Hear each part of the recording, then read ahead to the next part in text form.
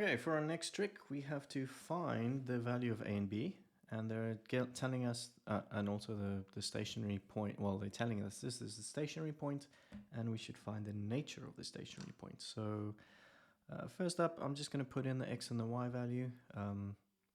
Because they are two variables, I'm going to have to, well, I'll have to simultaneously solve this, and therefore I'll need two equations. The first one I'm just going to get by putting in x and y, because a and b is going to be left. So negative 27, and then that's 4 cubed plus a 4 squared plus b, negative 27, that which should be 64 plus 16a plus b. And if I subtract this on both sides, it's going to be negative 91 is 16a plus b. And that's going to be good enough for my first formula. And for the next one, let's do that in blue. Because this is a stationary point, I am going to derive. What a surprise. That's going to become 3x squared plus 2ax, and the b is actually going to disappear, which I think is going to make our life a lot easier. And because it's a stationary point, and I know the x value is 4, I can actually rewrite this as 3 and then input my 4, and then 2a and the 4 in here, and this is all going to be equal to 0.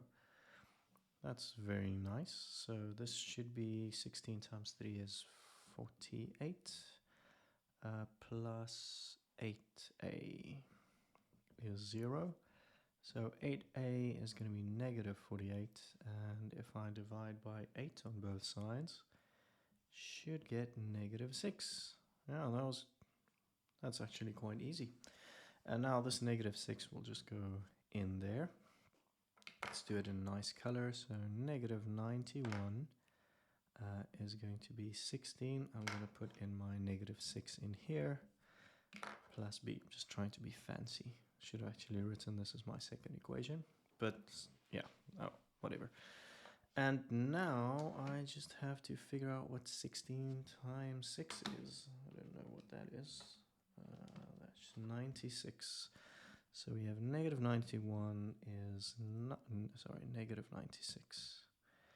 Negative 96 plus b, and then taking that over, it should be like 5 left, right? So b is going to be, yeah, that's going to be more, so it's going to be 5. Okay, so we found a and b. That's pretty simple. Now we can do one of two things. If we find the nature of a point, we can do the let's say that the derivative, well, the first derivative test. Let's just rewrite this, putting in our correct value in. Just going to rewrite in a different color.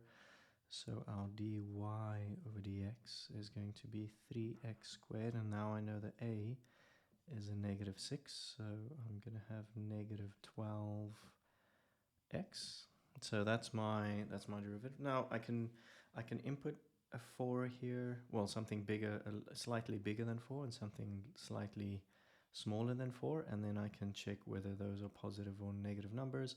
But because this is so easy to derive, I will just go to the second derivative immediately, and I'll be left with 6x minus 12, and now I just have to put in my x is 4.